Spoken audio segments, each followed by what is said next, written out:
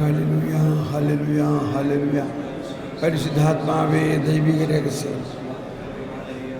മറ്റൊരു കാര്യം, ക്ലാസ്സിലേക്ക് കയറണമെന്ന് വിചാരിച്ചിട്ടും കയറാൻ പറ്റണില്ല. പക്ഷേ ഇതെല്ലാം വലിയ കാര്യങ്ങളാണ് കേട്ടോ. വേറൊരു കാര്യം കൂടി നമുക്ക് ഇതിനിടയ്ക്ക് പഠിക്കാം. ബൈബിള് എങ്ങനെയാണ് പഠിക്കണമെന്നുള്ളത്, ബൈബിൾ എങ്ങനെയാണ് പഠിക്കണമെന്നുള്ളതിൻ്റെ ഒരു പുതിയ ശൈലി ഞാൻ കാണിച്ചു തരാം. അപ്പോൾ ഇത് ഹോംവർക്കായിട്ട് നിങ്ങൾ ഇനി ബൈബിൾ വായിക്കുമ്പോൾ ഈ രീതിയിൽ ബൈബിൾ വായിക്കണം. അപ്പം അതിൻ്റെ നിദാനമായ ഒരു വചനം ഇതാണ്.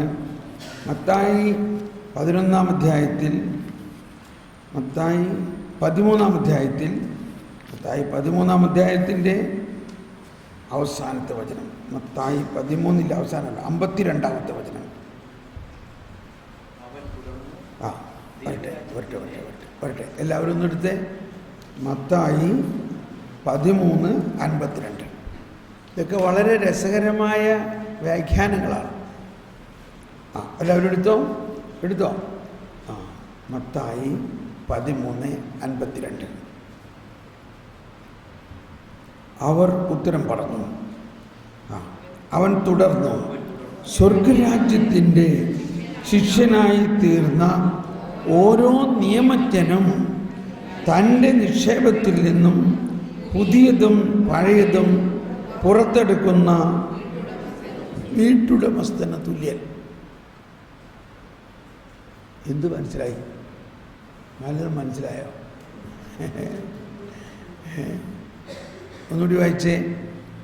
സ്വർഗരാജ്യത്തിൻ്റെ ശിഷ്യനായി തീർന്ന ഓരോ നിയമജ്ഞനും തൻ്റെ നിക്ഷേപത്തിൽ നിന്നും പുതിയതും പഴയതും പുറത്തെടുക്കുന്ന വീട്ടുടമസ്ഥന് തുല്യൻ.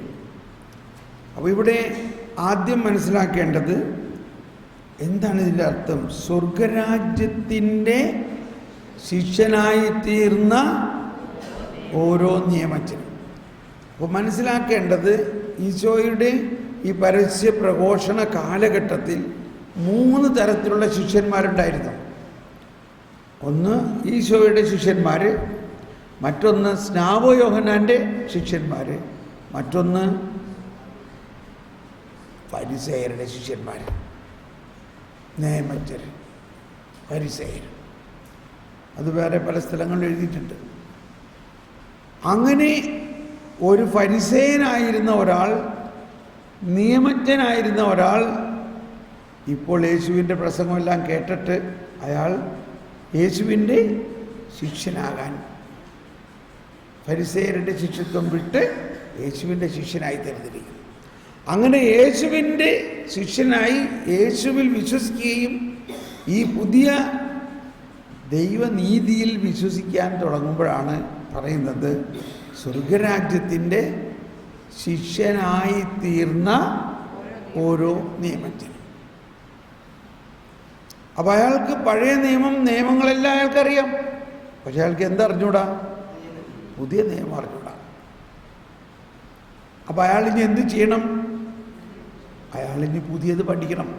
അപ്പം എന്താദ്യം പഠിക്കണം? അയാൾ പുതിയത് പഠിക്കണം. അതാണ് ഇവിടെ പറയുന്നത്. പുതിയതും പഴയതും തൻ്റെ നിക്ഷേപത്തിൽ നിന്ന് പുതിയതും പഴയതും പുറത്തെടുക്കുന്ന വീട്ടുടമസ്ഥന് തുല്യം. അപ്പം ഇത് ആ നാട്ടിലെ ഒരു കൾച്ചറാണ്. എന്താണ്? നമ്മളിപ്പോൾ വീട്ടിൽ ചെന്നാൽ, നമ്മുടെ വീട്ടിലൊരു അതിഥി വരികയാണെങ്കിൽ നമ്മൾ എന്താ പറയുക? കാപ്പി വേണോ? കാപ്പിയാ? ചായ? എന്താ ഇഷ്ടം? അവരുടെ നാട്ടിലൊരു അതിഥി വരികയാണെങ്കിൽ അവർ സാധാരണ മര്യാദ എന്താണ്? പുതിയതും പഴയതുമായ 2 വീഞ്ഞ് കൊണ്ടുവരും, 2 കുപ്പി അല്ലെങ്കിൽ 2 ഫ്ലാസ്ക്. എന്നിട്ട് അതിൽ നിന്നും ആദ്യം പുതിയ വീഞ്ഞ് വിളമ്പണം. അങ്ങനെ പുതിയ വീഞ്ഞ് കുടിച്ച് അതിൻ്റെ ലഹരി അനുഭവിച്ച് കഴിയുമ്പോൾ പഴയത് വിളമ്പണം. ആദ്യം എന്ത് വിളമ്പും? അതാണല്ലോ കാനായിലെ കല്യാണത്തിന് ആ കലവറക്കാരൻ ചോദിച്ചില്ലേ, ഇത്രയും നേരം ഈ പുതിയ വീഞ്ഞ് നീ ഒളിച്ചു വെച്ചിരുന്നത് എന്താ, അല്ലെങ്കിൽ സൂക്ഷിച്ചു വെച്ചിരുന്നത് എന്താ? സാധാരണ എല്ലാവരും ആദ്യം പുതിയത് വിളമ്പിയിട്ട് പിന്നെ പഴയതല്ലേ വിളമ്പുക. നീ എന്തുകൊണ്ടാണ് ആദ്യം പഴയത് വിളമ്പിയിട്ട് പിന്നെ പുതിയത് വിളമ്പുന്നത്? വേണ്ട, അതെന്താ പഴയത് വിളമ്പിയിട്ട് പുതിയത് വിളമ്പെന്ന് പറയുന്നത്? പഴയ നിയമത്തിലായിരുന്ന ആളുകൾക്ക് ഇപ്പോൾ യേശുവിലൂടെയുള്ള പുതിയ നിയമം കൊടുക്കുന്നു. അതാണ് ആ വീഞ്ഞിൻ്റെ കഥ. എന്നാൽ ഇവിടുത്തെ അവസ്ഥ സാധാരണ നാട്ടുചട്ടം, ഒരു വീട്ടിലെ ഒരു അതിഥി വന്നാൽ ആദ്യം പുതിയത് വിളമ്പി പിന്നെ പഴയത് വിളമ്പി. അപ്പോൾ ഈ യേശുവിൻ്റെ ശിഷ്യനായിത്തീർന്ന, സ്വർഗരാജ്യത്തിൻ്റെ ശിഷ്യനായിത്തീർന്ന ഓരോ നിയമജ്ഞനും ആദ്യം എന്ത് പഠിക്കണം? പുതിയത് പഠിക്കണം, പിന്നെ പഴയത്. അപ്പോൾ അങ്ങനെ ഒരു പഠന പദ്ധതിയാണ്. നമ്മൾ സ്വർഗരാജ്യത്തിൻ്റെ ശിഷ്യരാണോ? അപ്പോൾ നമ്മൾ ആദ്യം എന്ത് പഠിക്കണം? പുതിയ നിയമം പഠിക്കണം, യേശുവിനെ കുറിച്ച് പഠിക്കണം. യേശുവിൻ്റെ കണ്ണുകളിലൂടെയാണ് പഴയ നിയമം പഠിക്കേണ്ടതെന്നാണ് ഈ നമ്മുടെ മതബോധന ഗ്രന്ഥത്തിലും പറയുന്നത്. മതബോധന ഗ്രന്ഥത്തിൽ 129 ഖണ്ഡികയിൽ പറയുകയാണ്, 129,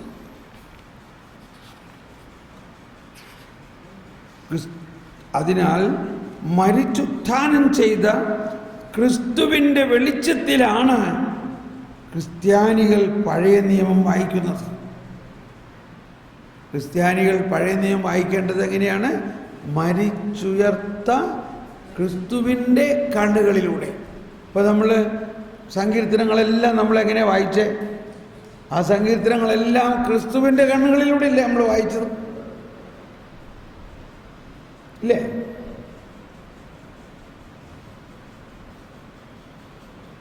ഓക്കെ, ഇനി ഈ ഒരു പഠന രീതി ഞാനിപ്പോൾ കാണിച്ചു തരാൻ പോവാണ്. അതിനെ എല്ലാവരും തയ്യാറായിക്കോ. അതെങ്ങനെയാണെന്ന് ഇപ്പോൾ ഞാൻ കാണിച്ചു തരാം. എന്താ വോൾട്ടേജ് ഫ്ലക്ച്വേഷൻ അല്ലേ? ഓക്കെ, കുഴപ്പമില്ല. മത്തായിയുടെ സുവിശേഷം 1-ാം അധ്യായത്തിൽ 18 മുതലുള്ള വചനങ്ങൾ നമുക്ക് വായിക്കാം. മത്തായി 1-ാം അധ്യായം 18 മുതലുള്ള വചനങ്ങൾ. മത്തായി 1-ാം അധ്യായം 18 മുതലുള്ള വചനങ്ങൾ. യേശുക്രിസ്തുവിൻ്റെ ജനനം വായിച്ചോ.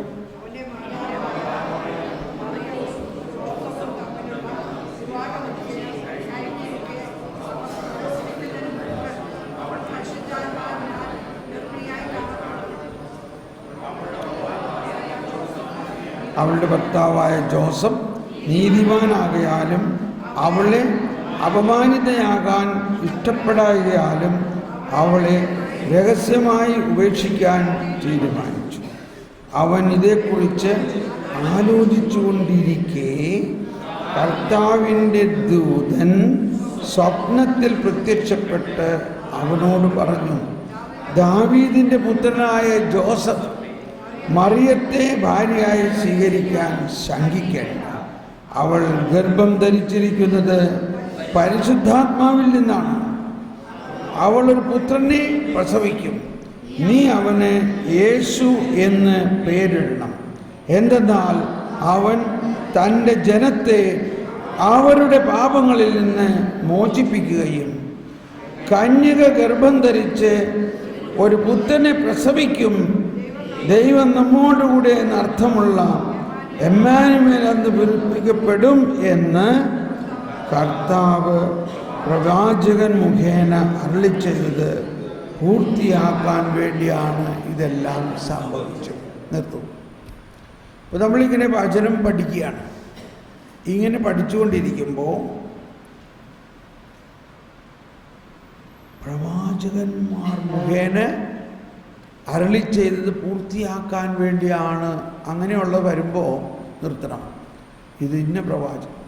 ഇപ്പം ഏത് പ്രവാചകനാണ് പറഞ്ഞത്, ആരോട് എങ്ങനെ എന്താ? ഇപ്പോൾ അത് നമ്മളിതിൻ്റെ അടിക്കുറിപ്പിൽ നോക്കണം. ഇപ്പം ആ വചനത്തിന് സമാന്തരമായിട്ട് ഏത് പ്രവാചകൻ്റെ ആണെന്ന് ഇവിടെ എഴുതിയിട്ടുണ്ട്. കണ്ടോ? ബൈബിളിൻ്റെ അടിക്കുറിപ്പിൽ നോക്കിയേ, എന്താ എഴുതിയിരിക്കുന്നത്? ഏശയ്യ 7:14 എന്ന് എഴുതിയിട്ടുണ്ടല്ലേ? ഏശയ്യ 7:14. ഇനി ഇവിടെ ഒരു പടം വെച്ചിട്ട് ഏശയ്യയിലേക്ക് പോകണം. ഏശയ്യ ഏത് കാലത്താണ് ജീവിച്ചിരുന്നതെന്ന് ആദ്യം മനസ്സിലാക്കണം. ഏശയ്യ ഏത് കാലത്താണ് ജീവിച്ചിരുന്നതെന്ന് എങ്ങനെ മനസ്സിലാകും? അതിൻ്റെ ആമുഖം പഠിക്കണം. അതിൻ്റെ ആമുഖത്തിലേക്ക് ചെല്ലുമ്പോൾ മനസ്സിലാവും. BC 8-ാം നൂറ്റാണ്ടിൻ്റെ 2-ാം പകുതിയിൽ പ്രവാചകത്വം നിറവേറ്റിയ വ്യക്തിയാണ് ഏശയ്യ. 740 മുതൽ 700 വരെയുള്ള കാലഘട്ടത്തിൽ. അപ്പോൾ ഏകദേശം 725 വർഷം മുൻപ് ഉണ്ടായ പ്രവചനമാണിത്. അതാണിപ്പോൾ പൂർത്തിയാകുന്നു എന്ന് മാലാഖ ഔസേപ്പിനോട് പറയുന്നത്. അത് പറഞ്ഞതോടെ ഔസേപ്പിനും ഭയങ്കര വിശ്വാസമായി. മാലാഖ ആദ്യം പറഞ്ഞു, നിന്റെ ഭാര്യ പരിശുദ്ധാത്മാവിലൂടെയാണ് ഗർഭിണിയായിരിക്കുന്നതെന്ന് പറഞ്ഞപ്പോൾ അത് പൂർണ്ണമായിട്ട് വിശ്വസിക്കുമായിരുന്നെങ്കിൽ പിന്നെ രണ്ടാമത് പറയേണ്ട ആവശ്യമില്ലല്ലോ. രണ്ടാമത് പറഞ്ഞപ്പോഴാണ് എന്ത് പറഞ്ഞപ്പോൾ, ഇത് പ്രവാചകന്മാർ പറഞ്ഞിട്ടുള്ളത് പൂർത്തിയാക്കാൻ വേണ്ടിയാണ് എന്ന് പറഞ്ഞപ്പോൾ ഉടനെ ഔസേപ്പിന് മനസ്സിലായി, ഓ ഏശയ്യ പ്രവചനമാണ് പൂർത്തിയായിരിക്കുന്നത്. ഓ അതെൻ്റെ ഭാര്യയിൽ പൂർത്തിയായി. ഓ ദൈവത്തിന് സ്തുതി.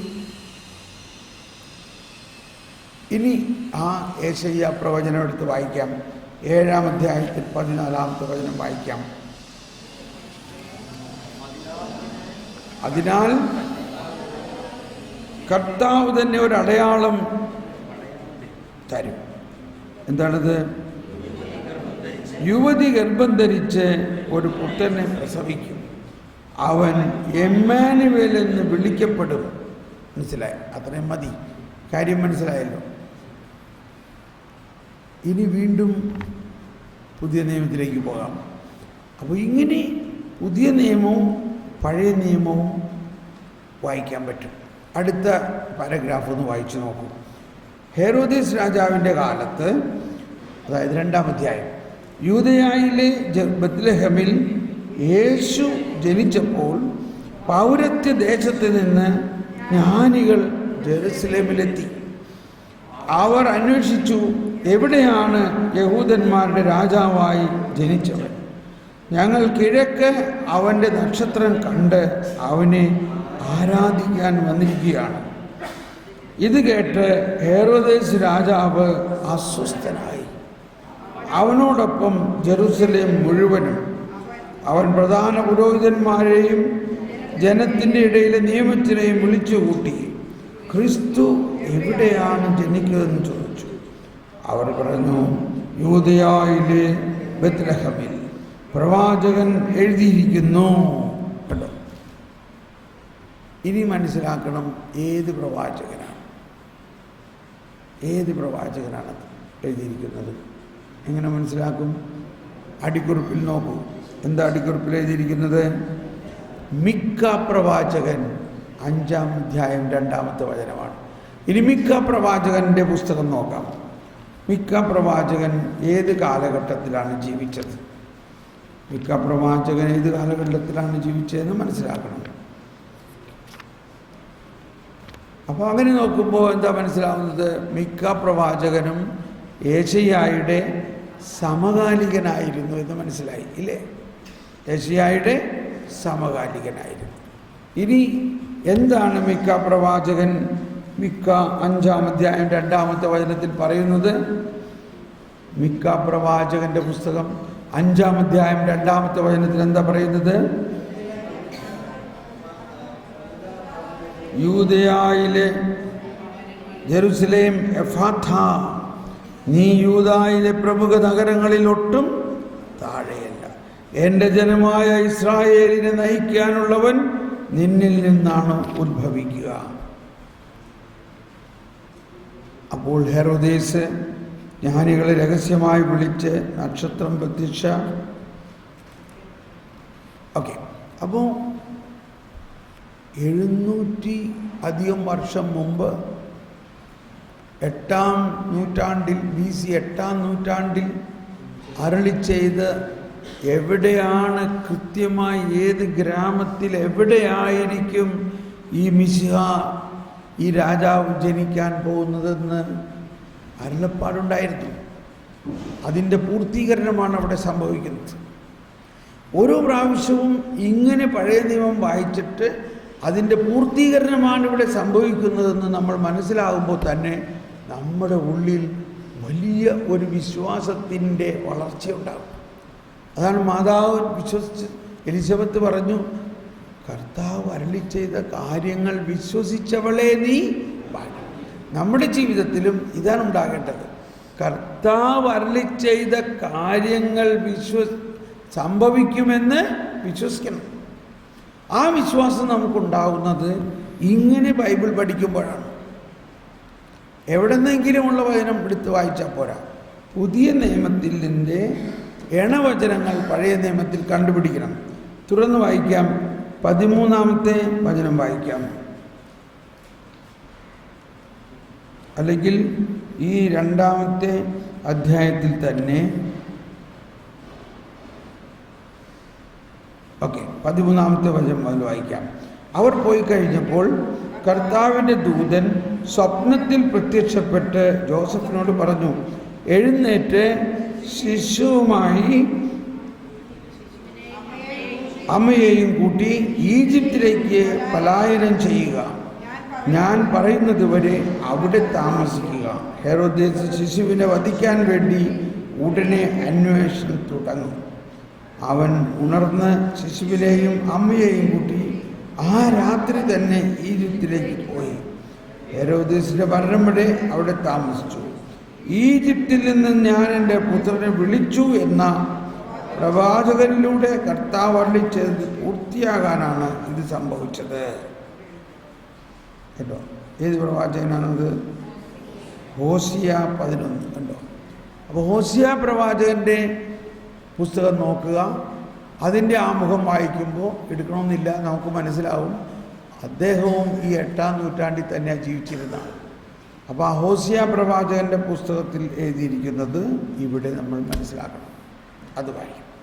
ഇനി തിരിച്ചു വരവ്, അല്ലെങ്കിൽ അത് കഴിഞ്ഞിട്ട് ജ്ഞാനികൾ തന്നെ കബളിപ്പിച്ചെന്ന് മനസ്സിലാക്കിയ ഹെരോദേസ് രോഷാകുലനായി അവരിൽ നിന്നും മനസ്സിലാക്കിയ സമയമനുസരിച്ച് അവൻ ബത്ലഹേമിലേക്കും സമീപ പ്രദേശങ്ങളിലേക്കും ആളയച്ചു. എല്ലാ ആൺകുട്ടികളെയും ആളയച്ചു വധിച്ചു. ഇങ്ങനെ ജെറമിയ പ്രവാചകൻ വഴി അരുളി ചെയ്യപ്പെട്ടത് പൂർത്തിയായി. റാമായിൽ ഒരു സ്വരം, വലിയ കരച്ചിലും മുറവിളിയും. റാഹേൽ സന്താനങ്ങളെ കുറിച്ച് കരയുന്നു. അവളെ സാന്ത്വനപ്പെടുത്താൻ ആർക്ക് സാധിക്കും? എന്തെന്നാൽ അവൾക്ക് സന്താനങ്ങൾ നഷ്ടപ്പെട്ടു. കണ്ടോ, ജെറമിയ പ്രവാചകൻ. അപ്പോൾ അത് അവൾ കൃത്യമായിട്ട് എഴുതി. അപ്പം ഇങ്ങനെ ഓരോ പാരഗ്രാഫും പേജുകളും വായിക്കുമ്പോൾ ഓരോ പാരഗ്രാഫിലും അല്ലെങ്കിൽ പേജുകളിലും ഈ പഴയ നിയമത്തിലെ പ്രവചനങ്ങളുമായിട്ടുള്ള കൃത്യമായ ഇണവചനം മനസ്സിലാവും. അപ്പോൾ ആദ്യം പുതിയത് വായിച്ചിട്ട് പിന്നെ പഴയത് വായിച്ച് ഇത് തമ്മിൽ താരതമ്യപ്പെടുത്തിയൊരു പഠനം ഈ 4 സുവിശേഷത്തിലെയും നോക്കി നിങ്ങൾ പഠിക്കണം. ഇത് 3-ാമത്തെ ഹോംവർക്ക്. എത്ര ഹോംവർക്കുകൾ തന്നു? ആദ്യത്തെ ഹോംവർക്ക് എന്താ? വിശുദ്ധ കുർബാന പുസ്തകം. 2-ാമത്തെ ഹോംവർക്ക് എന്താ? മരിച്ചവരുടെ കർമ്മങ്ങളിൽ ഉള്ള ഇത് വായിക്കണം. 3-ാമത്തെ ഹോംവർക്ക് നീണ്ട ഹോംവർക്കാണ് സുവിശേഷം. 4 സുവിശേഷവും സാവധാനം വായിച്ചിട്ട് ഓരോ പാരഗ്രാഫിലും പഴയ നിയമത്തെക്കുറിച്ച് പറഞ്ഞിരിക്കുന്നത് പഴയ നിയമത്തിൽ പോയി വായിച്ച് അതിൻ്റെ പശ്ചാത്തലങ്ങൾ കണ്ടുപിടിച്ച് വീണ്ടും പുതിയ നിയമത്തിൽ വരണം. Praise the Lord. ഇപ്പം ഇത്രയും വായിച്ചപ്പോൾ തന്നെ നിങ്ങൾക്ക് എന്താ തോന്നണേ? ഇല്ലേ? ഇത്രയും വായിച്ചപ്പോൾ തന്നെ ചേട്ടാ ഇത് വെറുതെ ലൂക്കയും മത്തായി ഒന്ന് എഴുതിയേക്കണമെന്നല്ല എന്ന് തോന്നണ്ടില്ലേ? ഇതൊരു കഥയല്ലെന്ന് തോന്നുന്നുണ്ടില്ലേ? ഞാൻ ജർമ്മനിയിൽ ഇത് ആദ്യം അവതരിപ്പിച്ചപ്പോൾ ഒരു പെൺകുട്ടി അവിടെ ഇരുന്ന് കരയാം. അപ്പോൾ എല്ലാവർക്കും ഭയങ്കര ആകാംക്ഷ, എന്താ അവൾ ഈ കരയണത്? അപ്പോൾ എല്ലാവരും പുറകോട്ട് തിരിഞ്ഞ് നോക്കി. അവൾ എന്തി കരയാം, 25 വയസ്സായിട്ടുണ്ടാവും അവൾക്ക്. അപ്പോൾ അവൾ അത് കഴിഞ്ഞ് ഓടി വന്നിട്ട് പറയുകയാണ്, അവളൊരു ഷെയറിങ് നടത്തണം. അവൾ പറയാണ്, ഞാൻ ഇക്കാലം അത്രയും വിശ്വസിച്ചിരുന്നത് ബൈബിള് ഒരു നോവൽ പോലെ ഒരു കഥയാണ്. ലൂക്കായുടെ മനസ്സിൽ വന്ന കാര്യങ്ങൾ ലൂക്ക എഴുതി, മത്തായിയുടെ മനസ്സിൽ വന്ന കാര്യങ്ങൾ മത്തായി എഴുതി, അങ്ങനെ അവരൊക്കെ അതിൻ്റെ കഥാകൃത്തുകൾ എന്നുള്ള മാതിരി. ഇപ്പോൾ എനിക്ക് മനസ്സിലായി, ഇതൊരു കഥയല്ല, ഇത് സത്യമായും ദൈവം അരുളി ചെയ്തതും യഥാകാലം സംഭവിച്ചു കഴിഞ്ഞിരിക്കുന്നതുമാണെന്ന് അറിഞ്ഞതുകൊണ്ട് എനിക്ക് ഭയങ്കര ഒരു അനുതാപം വരികയാണ്. ദൈവമേ, ഇക്കാലം അത്രയും ഞാനിത് അറിഞ്ഞില്ലല്ലോ. അതിനുശേഷം വേറൊരു സഹോദരി വന്നിട്ട് സാക്ഷ്യപ്പെടുത്തിയത് ഇതാണ് പറഞ്ഞത്. ഞാൻ 4 വർഷം തിയോളജി പഠിച്ച ഒരു വേദപാഠ അധ്യാപികയാണ്. അവർ തിയോളജി പഠിക്കണം. പക്ഷെ എൻ്റെ തിയോളജി പഠനത്തിൽ ഇതുപോലെ ഞാൻ ബൈബിൾ പഠിച്ചിട്ടില്ല. പക്ഷെ ഇതിപ്പോൾ ഈ 10 മിനിറ്റ് കൊണ്ട് തന്നെ എന്തെല്ലാം കാര്യങ്ങളാണ് എൻ്റെ ഉള്ളിൽ വികസിച്ച് വന്നിരിക്കുന്നത്. അത് പറഞ്ഞ ഉടനെ തന്നെ പ്രായമായ 75 വയസ്സായ ഒരു ചേട്ടൻ വന്നിട്ട് പറയാണ്, ഞാൻ ഒരു ഇൻ്റർനാഷണൽ ബാങ്കിലെ ചീഫ് എക്സിക്യൂട്ടീവ് ഓഫീസറായി റിട്ടയർ ചെയ്ത ആളാണ്. ആലോചിച്ചു, എന്തോ ഒരു വലിയ പദവി. ആ ജോലിക്ക് വേണ്ടിയും ആ ജോലിയിലായിരുന്നപ്പോഴും ഒരുപാട് പഠനങ്ങൾ ഞാൻ നടത്തിയിട്ടുണ്ട്. ഒരുപാട് രാജ്യങ്ങളിൽ ഞാൻ പോയിട്ടുണ്ട്. പക്ഷേ ഒരിക്കലും ബൈബിൾ ഞാൻ പഠിക്കാൻ സാധിച്ചിട്ടില്ല, അതിനിട വന്നിട്ടില്ല. ഇപ്പോഴാണ് എനിക്ക് മനസ്സിലായത്, ബൈബിള് ദൈവം തന്നെ ആണെന്നും ദൈവത്തിൻ്റെ വചനമാണെന്നും എൻ്റെ ജീവിതത്തിൻ്റെ ഈ സായാഹ്നത്തെങ്കിലും ഇതെനിക്ക് ഇങ്ങനെ മനസ്സിലാക്കാൻ സാധിച്ചതിന് ദൈവത്തിന് സ്തുതി. ഇതിങ്ങനെ നിങ്ങൾ ബൈബിൾ പഠിക്കുമ്പോൾ 1 മാസം കൊണ്ട് ഈ 4 ഗോസ്പലും നിങ്ങൾക്ക് വേണേൽ ഒരാഴ്ച കൊണ്ട് വായിച്ചു തീർക്കാൻ പറ്റും. വളരെ വിസ്മയാവഹമായിട്ട് നമ്മുടെ വിശ്വാസം ഉയരും.